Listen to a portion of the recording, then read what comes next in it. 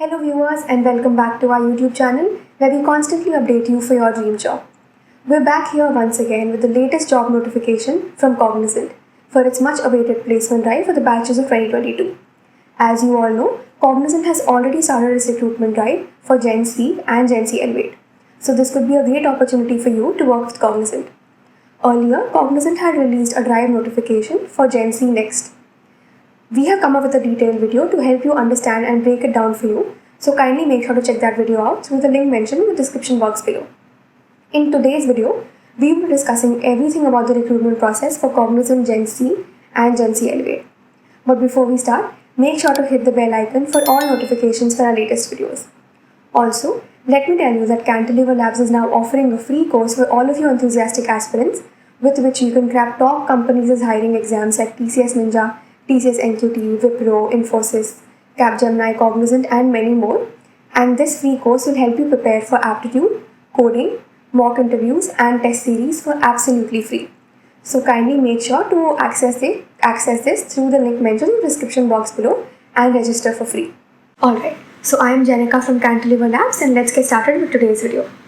So firstly, let's try and understand what Cognizant's on-campus recruitment drive this season is going to look like. So currently, in today's video, we'll be talking about two such roles, one for GenC and one for GenC Elevate. Now, for the job role of GenC, you can apply for the following roles: application analyst, infrastructure engineer, and quality engineer. For this, you need minimum coding experience. Now, for GenC Elevate, these are the following roles that you can see on the screen that you can apply for. And here too, you will need basic coding knowledge and some basic knowledge on DBMS, which is database. Now again, a common question that students usually ask is whether you can apply for both GenC and GenC Elevate and what the recruitment process for each of them is. So through the course of today's video, I will be giving you answers for all of such questions. Now, firstly, you can only apply for one profile, that is either you can apply for GenC or you can apply for GenC Elevate, but you can't apply for both of them together. And remember that if you're applying for GenC Elevate, which is the more popular one among the two, you will have to clear the coding round before appearing for interview. Now, let's take a look at the entire overall process and the steps under each of them in detail for both GenC and GenC Elevate. Alright, so now let's try and understand the recruitment process and all the stages under this. Starting with GenC Elevate, as you can see on the screen, you will have three stages for this. One for the online test, moving on to your technical and HR interview. And finally, if you make it through all the previous rounds, then you will be given a job offer. Now for the online test, if you clear the round and you make it through the cut here, you will be moving on to sitting for your technical and HR interview. But in case you don't meet the cutoff for your online test, then you can apply again in the future and appear accordingly. Now for the technical and HR interview, only if you clear the online test will you be sitting for the interview. But here there's a catch. In case you don't make it through the technical and HR interview, then you cannot apply again in the future for Cognizant. Unlike the online test where if you don't make it to the cut, you can apply again. But for the technical and HR interview, things work a little differently. And if you don't clear the round, then you cannot apply again to Cognizant in the future. And if all goes well and you make it to the technical and HR interview, then you will be given a job offer. Now, according to your candidature and according to how your interview and your test scores were, you will be given a job role for either GenC and GenC Elevate. So the first priority here is GenC Elevate. And in case your scores are good and your interview goes well, then you will be given the roles considered under GenC Elevate. But if you perform a bit mediocrely in your interview and in your test, then you will be offered a job role for GenC and not GenC Elevate. Now moving on to the recruitment process for GenC. So the same action plan follows here, where you will first have an online test, and if you make it through the online test, you will be sitting for your interview. And if you don't make it through the cut, then you will have to appear again. And the same here for the technical and HR interview as well, is that if you cannot clear the round, then you will not be able to appear again in the future. And in case you do make it through the interview as well, then congratulations, because you will be given a job role for GenC.